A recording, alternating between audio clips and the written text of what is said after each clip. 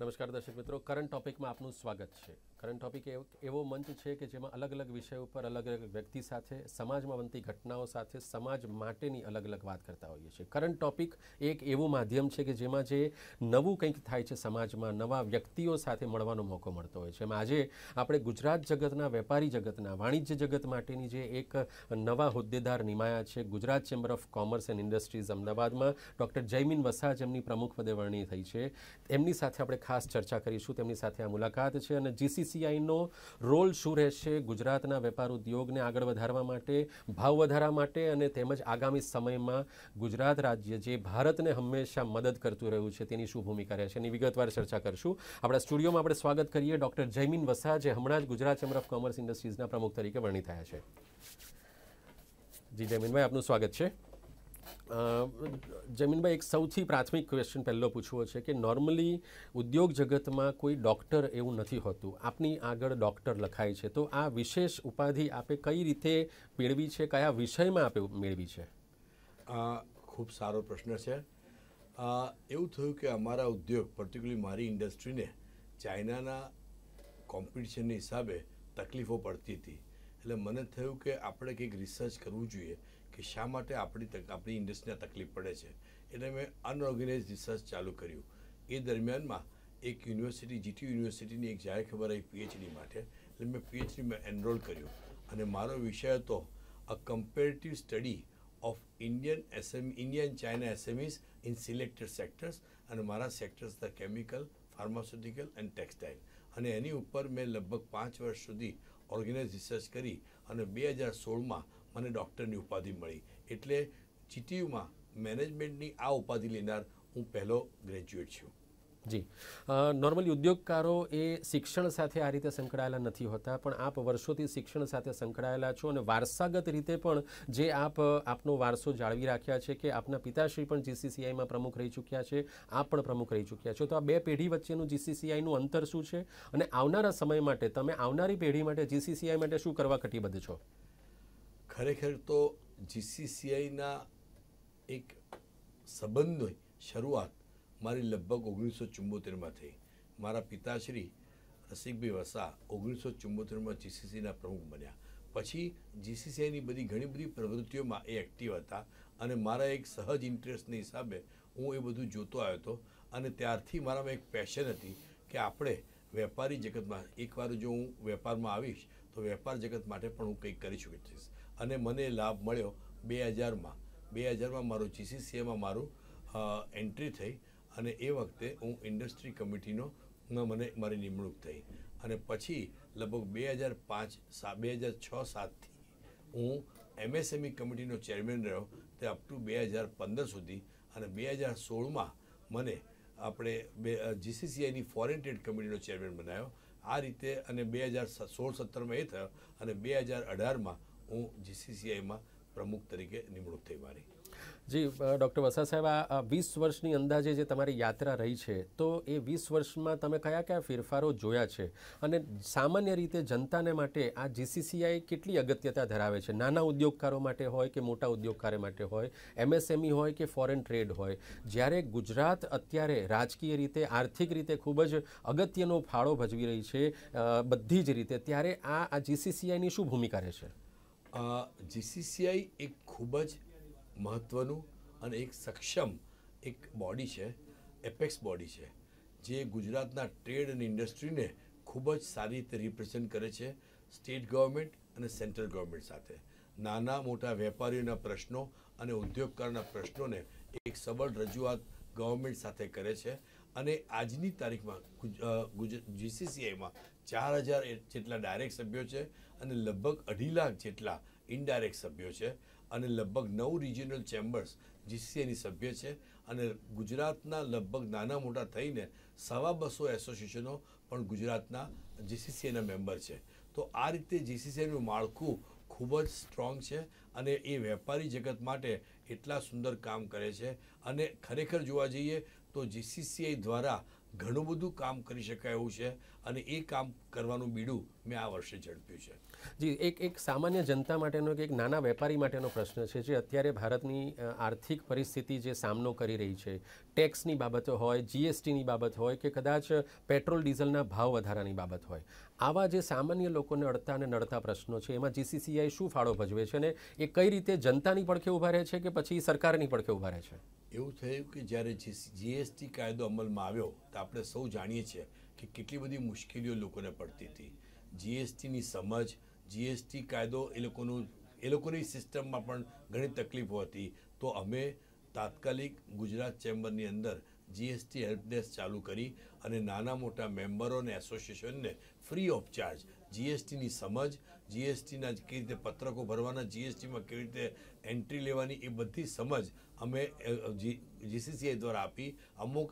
અમે expert committee મૂકી. એ એક્સપર્ટો not only જીસીસીઆઈમાં પણ અલગ અલગ મહાજનોમાં જઈને, અલગ અલગ ગામોમાં જઈને, અલગ અલગ શહેરોમાં જઈને પણ જીએસટીની પૂરી સમજ આપી. અને સરકાર સાથે પણ અમે જ્યારે લોકોને જીએસટીના પ્રોબ્લેમ હતા, આઈજીએસટીના રિફંડના પ્રોબ્લેમ હોય, એસજીએસટીના પ્રોબ્લેમ હોય, તો સરકારની સામે અમે તાત્કાલિક એને સખત રજૂઆત કરી અને અમે એવો પ્રયત્ન કર્યો કે જેથી એ લોકોના પ્રશ્નો જલ્દી સુધરી જાય, એ લોકોને સરળ બને અને જ્યાં જ્યાં સરકારની મુશ્કેલીઓ હતી, જ્યાં એ લોકો પેનલ્ટી ક્લોઝ લગાવતા હતા રિટર્ન ભરવામાં, એ બધામાં અમે સરકાર સામે લડત કરીને પણ એ બધું એના વ્યાજ માફી કરાવડાવી, એ લોકોને સરળ બને, એ લોકોના ટાઈમ વધારાવડાયો. એ રીતે જોતાં જીએસટીમાં સારી ભૂમિકા ભજવી. પેટ્રોલ ડીઝલના ભાવો જ્યારે વધ્યા હતા ત્યારે પણ અમે સરકાર સામે સખત રજૂઆત કરી કે પેટ્રોલ ડીઝલના ભાવ વધે એટલે દરેક મેન્યુફેક્ચરિંગની કોસ્ટ ઓફ પ્રોડક્શન વધી જાય. જો કોસ્ટ ઓફ પ્રોડક્શન વધે તો એ લોકોને આજે ગ્લોબલ કોમ્પિટિટિવનેસ ઘટી જાય, એ લોકોને એક્સપોર્ટના પ્રોબ્લેમ થાય અને આજે ફોરેન એક્સચેન્જના ભાવ વધી જાય છે. એને હિસાબે રૂપિયાનું ડિવેલ્યુએશન થાય ત્યારે ઘણી મુશ્કેલીઓ મેન્યુફેક્ચરને પડતી આવી છે. એના માટે પણ અમે સારા રિપ્રેઝન્ટેશન કર્યા. જ્યારે આઈજીએસટીના રિફંડ નહોતા મળતા ત્યારે અમે ત્યાં સુધી અમે પીઆઈએલ કરી પણ જેથી કરીને લોકોના રિફંડ જલ્દીથી મળી જાય. મને જણાવતા આનંદ થાય છે કે અમારી જીસીસીઆઈની આ બધી રજૂઆતોની હિસાબે, આ બધી લડતની હિસાબે ઘણા બધા પ્રશ્નો સલ થયા અને સરકારે પણ અમારી આ પ્રવૃત્તિને એ લોકોએ બિરદાવી છે. જી, જ્યારે આપણે સરકાર સાથે લડત કરવી પડતી હોય છે કે સરકાર સામે પડવું પડતું હોય છે, તો જેમ આપણે અગાઉ કહ્યું કે એક એપેક્સ બોડી તરીકેનું કામ છે, તો આવા નિયમો, આવા કાયદાઓ ઘડતી વખતે સરકાર પહેલેથી જ આવા ચેમ્બર્સને કે આવા એસોસિએશન્સને સાથે કેમ નથી રાખતી ને એની સામે કેમ પડવું પડે છે? અમારે સરકાર સામે ચોક્કસ આ બધી અમે રેગ્યુલર રજૂઆતો કરી છે. ઇવન અત્યારના ચીફ મિનિસ્ટર શ્રી વિજયભાઈ રૂપાણી સાહેબને પણ અમે કીધું છે કે અમને દર મહિને 45 મિનિટનો સમય આપો અને અમારી રજૂઆતો સાંભળો. એમણે વચન આપ્યું હતું પણ સમહોદર ઘણી બધી એમની વ્યસ્તતાના હિસાબે આ થઈ શક્યું નથી. પણ અમે હજી પણ કહીએ છીએ કે દર મહિને અમને 45 મિનિટનો સમય આપે તો અમે અમારી રજૂઆતો કરી શકીએ. સરકારને લડત એટલા માટે આપી છે, અમે સરકારને એ બી કીધું છે કે જેમ અગાઉના વર્ષોમાં આજે ગુજરાત ચેમ્બરને મહાજનોનું મહાજન ગણવામાં આવતું હતું, કોઈપણ સરકાર, અગાઉની સરકારો જ્યારે કોઈ પણ મહત્વનો નિર્ણય લે તો ગુજરાત ચેમ્બર ઓફ કોમર્સની એ લોકો આપણને અમારી સમજ, સલાહ લેતા હતા. પણ આ વખતે હમણાંથી ઘણા વખત સુધી આ બંધ રહ્યું છે. પણ હું આ વખતે ચોક્કસ સરકારની રજૂઆત કરીને એ કહેવા માગું છું કે તમે મહાજનોના મહાજનને એટલા જ પ્રતિષ્ઠિત રીતે, એટલી સરસ રીતે અમે એ લોકોની સલાહ લો જેથી કરીને પછીથી જે મુશ્કેલીઓ પડે છે એ તમને ના પડે. આવી જાતની અમારી રજૂઆત પણ છે. જે આપણે બહુ સરસ કહ્યું કે મહાજનોના મહાજન, આ મહાજનોના મહાજનોની ભૂમિકા આજના સાંપ્રત સમયમાં જ્યારે ટેકનોલોજીનો યુગ છે અને કદાચ ધંધાદારીઓની 4થી 5મી પેઢી હવે ધંધો કરી રહી છે, જ્યારે એક નવીન રીતે ધંધો કરવાની પદ્ધતિ આવી છે, ગ્લોબલ ધંધો થઈ ગયો છે, વ્યવસાય થઈ ગયો છે અને જ્યારે ઘણી બધી વસ્તુઓ ઈ કોમર્સ ઉપર હવે આવી ગઈ છે, આ પરિસ્થિતિને જીસીસીઆઈના મંચ દ્વારા અને એની વ્યવસ્થાપન કમિટી દ્વારા કેવી રીતે એને સાંકળવામાં આવે છે અને એના પ્રશ્નો હલ કરવામાં આવે છે? તમે ઓનલાઈન થાય, ગમે તેટલું ડેવલપમેન્ટ થાય, પણ રજૂઆત તો નીતિ નિયમો ઉપર હોય. એ નીતિ નિયમો જ્યારે સરકાર ઘડતી હોય જેના હિસાબે વેપારીઓ, નાના ઉદ્યોગકારો કે મોટા ઉદ્યોગકારોને જે તકલીફ થતી હોય એ તો રજૂઆતથી જ સોલ્વ થાય. અને એના માટેની પ્રોપર રજૂઆત જીસીસીઆઈના મંચ દ્વારા, એક અમારું પ્લેટફોર્મ એટલું સબળ પ્લેટફોર્મ છે કે જીસીસીઆઈના મંચ દ્વારા જ્યારે આ રજૂઆતો કરવામાં આવે છે ત્યારે ચોક્કસપણે સરકાર એને સાંભળે છે. એ પછી કેન્દ્ર સરકાર હોય કે અત્યારે સ્ટેટ ગવર્મેન્ટ હોય, અને એ ખરેખર કોઈ પણ જગ્યાએ કોઈ પણ દેશમાં આ જાતના ચેમ્બર્સ ખૂબ મહત્ત્વની ભૂમિકા ભજવતા હોય છે. અને એ જ જાતની મહત્ત્વની ભૂમિકા આપણે ગુજરાતમાં પણ ગુજરાત ચેમ્બર છે, આજે નેશનલમાં પણ ફિક્કી છે, એસોચેમ છે, એ બધા ચેમ્બરો પણ આટલી મહત્ત્વની ભૂમિકા ભજવતા હોય છે, જેના હિસાબે સરકારને અમે સારા નિર્ણયો લેવા માટેની અમે આઈડિયા આપીએ છીએ, અને સરકાર પણ એ અમારું સાંભળે છે. એ વખતે જી, છેલ્લા ઘણા વર્ષોથી આપ GCCI સાથે સંકળાયેલા છો, અને આપને આપના દ્વારા, આપના પૂર્વ પ્રમુખો દ્વારા અને આપની કમિટી દ્વારા આવા કયા નિર્ણયો લેવાયા છે જેના કારણે મોટા ઉદ્યોગ સાહસિકોને પણ ફાયદો થયો છે, અથવા તો નાના એન્ટરપ્રિન્યોર્સને પણ ફાયદો થયો હોય? એવું છે, સરકારની ઘણી બધી નીતિઓ, લાઈક આ વખતે GSTમાં કર્યું છે, ઇલેક્ટ્રિક પોલિસીમાં છે, પ્લસ લેબર પોલિસી છે, પ્લસ એક્સપોર્ટની પોલિસી છે. એવા ઘણી બધી પોલિસીઓ જ્યારે ઘડાતી હોય ત્યારે સરકારે હમણાં નિર્ણયો, અમારી સલાહ લીધી છે.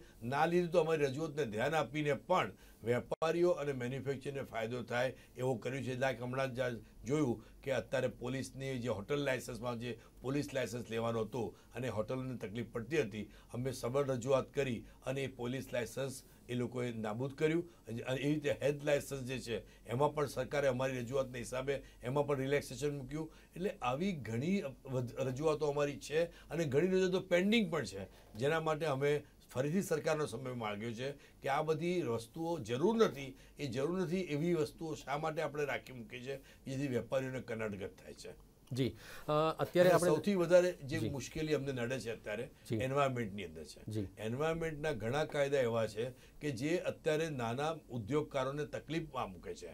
અત્યારે આ તબક્કે એટલું ડિટેલમાં ના જઈએ, પણ સરકારની અમુક નીતિઓ અને ગુજરાત પોલ્યુશન કંટ્રોલ બોર્ડની અમુક પોલિસીની હિસાબે જે નાના મેન્યુફેક્ચરને તકલીફ થાય છે એ અમે રજૂઆત કરી છે, અને મને ચોક્કસ ખાતરી છે કે કન્ટિન્યુઅસ રજૂઆતના આધારે અમે બરોબર સમજાવી શકીશું અને નાના ઉદ્યોગકારોને જે પડતી મુશ્કેલીઓ દૂર કરાવી શકીશું. જે આપણે એન્વાયરમેન્ટની વાત કરી તો એક પ્રશ્ન સંલગ્ન છે એટલા માટે પૂછી લઈએ કે પ્લાસ્ટિક ઉપર જે પ્રતિબંધ મૂક્યો છે, 2 વર્ષ પહેલાં પણ કદાચ એના ઉપર પ્રતિબંધ મૂક્યો હતો, અત્યારે પાછો મૂક્યો છે, તો એના કારણે પ્લાસ્ટિક ઇન્ડસ્ટ્રી ઉપર ઘણું બધું નુકસાન થયું છે. જે એના ઉદ્યોગકારો છે, ઉદ્યોગ સાહસિકો છે, બધાને ઘણું બધું અત્યારે ભોગવવાનું આવ્યું છે. તો આનું અગાઉથી આયોજન કેમ નથી થતું, અને પ્લાસ્ટિક દરેક પ્રકારના નુકસાન કરતા નથી હોતા, તો કઈ પ્લાસ્ટિક ઇન્ડસ્ટ્રી ઉપર આ બેન હોવો જોઈએ અને કઈ ઇન્ડસ્ટ્રી ઉપર ના હોવો જોઈએ?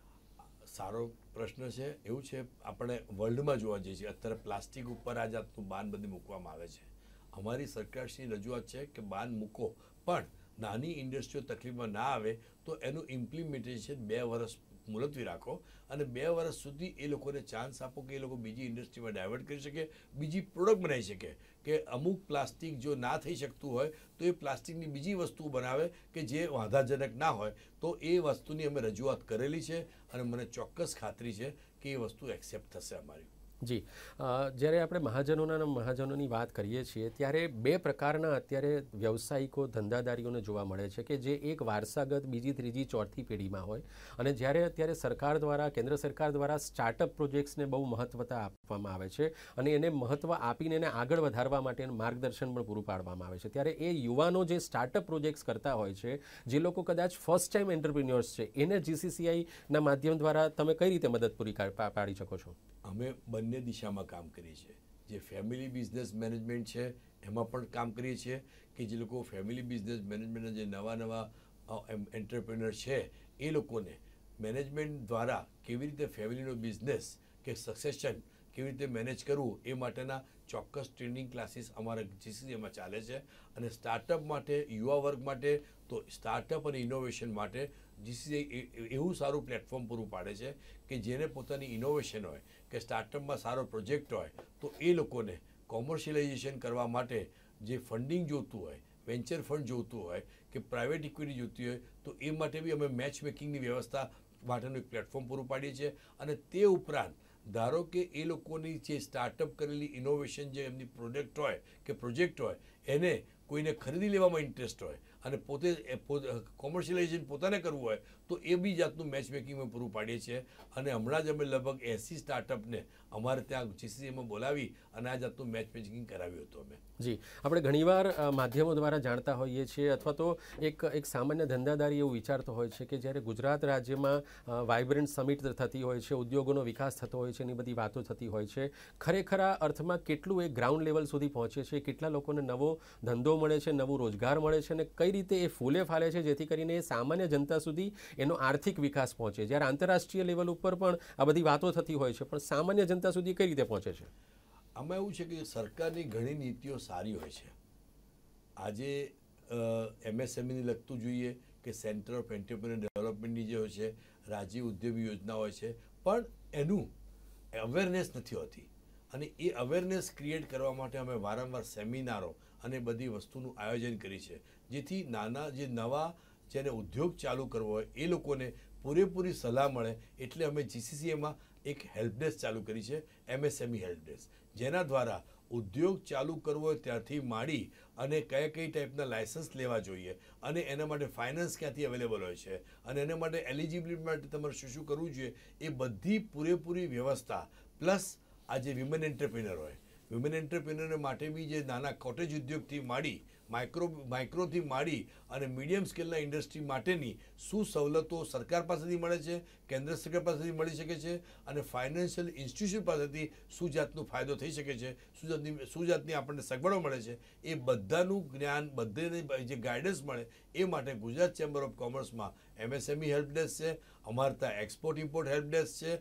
અને જ્યારે કોઈ ડિસ્પ્યુટ થતા હોય તો ઓલ્ટરનેટ ડિસ્પ્યુટ રિઝોલ્યુશન સેન્ટર છે અમારા માટે, જેથી કરીને MSMEને ફાસ્ટ જસ્ટિસ પણ મળે અને એકદમ કોમ્પિટિટિવ જસ્ટિસ મળે. એ જાતનું અમારે ADRC એક સેન્ટર ઊભું કરેલું છે. અને હમણાં જ રિસન્ટલી જ્યારે ગુજરાત ચેમ્બર દ્વારા એક ડેલિગેશન 17 જણનું હું લઈ ગયેલો જાપાન, અને ત્યાં આગળ એ લોકોનો એટલો સારો રિસ્પોન્સ હતો, અમે તાત્કાલિક આવીને જાપાન ડેસ્ક પણ ચાલુ કરી છે. તો જેથી કરીને ગુજરાતના જે ઉદ્યોગકારો નાના મોટા એ એકલા SME માટે જ છે કે ત્યાં આગળ SME અને ગુજરાતના SMEને એક જાતની ધંધાનું એક જ્ઞાન પૂરું પાડે અને એક જોઈન્ટ વેન્ચર ને ટેકનોલોજી ટ્રાન્સફર થઈ શકે એ માટે ગુજરાત ચેમ્બરની અંદર અમે જાપાન ડેસ્ક પણ ચાલુ કરી છે અને જેને ખૂબ સારો ગવર્મેન્ટ તરફથી પ્રતિસાદ સાંપડ્યો છે. જી, આજે જ્યારે આપને આ નેતૃત્વની તક મળી છે, જે આપનું એક સ્વપ્ન પૂરું થયું છે, આવનારું 1 વર્ષ તમે કઈ રીતે એને વિચારો છો, કઈ રીતે તમે જુઓ છો અને કયા માધ્યમ દ્વારા કોને તમે વધારે ને વધારે ફાયદો અપાવવા માંગો છો? મારે અગાઉ કીધું એ પ્રમાણે યુથ મારી પ્રાયોરિટી છે અને empowerment to the women entrepreneurs is also my priority. SME સાથે તો હું ઘણા વર્ષથી કર્યું છે અને SMEમાં મેં PhD કર્યું છે, એટલે SMEના પ્રોબ્લેમ હું જાણું છું, એટલે એને વ્યવસ્થિત રીતે રજૂઆત કરવી એ બી મારી એક પ્રાયોરિટી રહેશે. પ્લસ ઇન્ટરેક્શન વિથ ધ ઇન્ટેલેક્ચ્યુઅલ્સ કરીને એમની સલાહ સૂચન પ્રમાણે આપણે ઉદ્યોગ માટે, સિટી માટે, દેશ માટે, રાજ્ય માટે શું કરી શકીએ એ મારી પ્રાયોરિટી રહેશે. પ્લસ ઇનોવેશન એક બહુ અગત્યની વસ્તુ છે અને સૌથી વધારે છે આ વખતે વાઇબ્રન્ટ ગુજરાત આવે છે અને અમને ગુજરાત સરકાર તરફથી MSME કોન્ક્લેવનું આયોજન કરવાનું પણ આમંત્રણ મળ્યું છે. એ બી મારે આ વખતે થશે અને યોગાનુયોગ આ વર્ષે 2019માં ગુજરાત ચેમ્બર તેના 70 વર્ષ પૂરા કરે છે, એટલે 70 વર્ષનું ઉજવણીનું પણ આયોજન અમે આ વખતે કરવાના છીએ. એટલે in general youth, conventional entrepreneurs, નવા એન્ટરપ્રિનર્સ, ઇનોવેશન અને વિમેન એન્ટરપ્રિનરશિપ આ બધી વસ્તુમાં કામ કરી અને SMEની પણ કેમ ફાયદો થાય. SMEમાં વધારે અત્યારે એમને જે મુશ્કેલી જે બદલાતા સંજોગોમાં આવે છે એ સર્વાઈવલ અને સસ્ટેનેબિલિટી છે.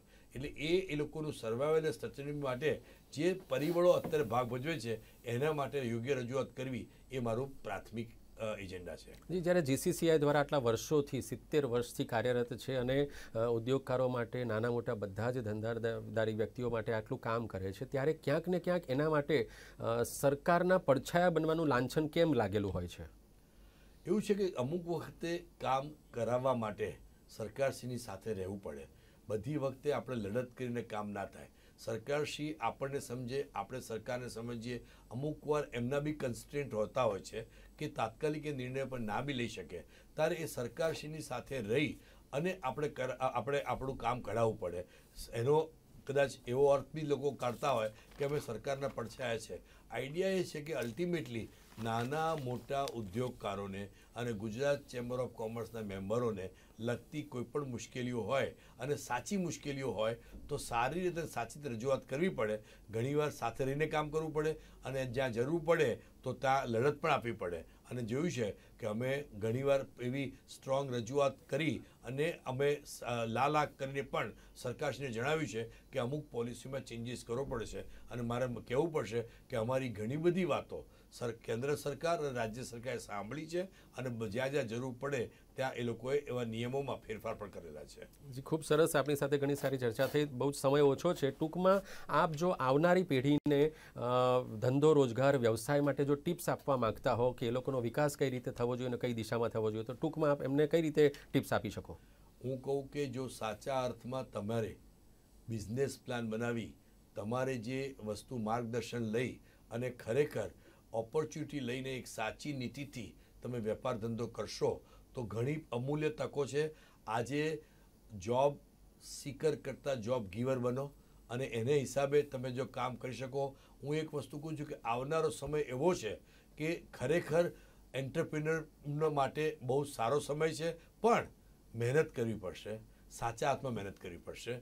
આપણી પ્રોડક્ટ જાણવી પડશે, એનો પ્રોપર બિઝનેસ પ્લાન કરવો પડશે, એનું માર્કેટ જાણવું પડશે, લોકલ માર્કેટ અને ગ્લોબલ માર્કેટ જાણવું પડશે. અને એના માટે જ આ બધી માહિતી અને માર્ગદર્શન GCCA આપે છે અને આપી શકશે. અને એ લોકોને બધાને કોઈને પણ આવી જરૂર હોય તો GCCAમાં આવવા માટે મારું આમંત્રણ છે.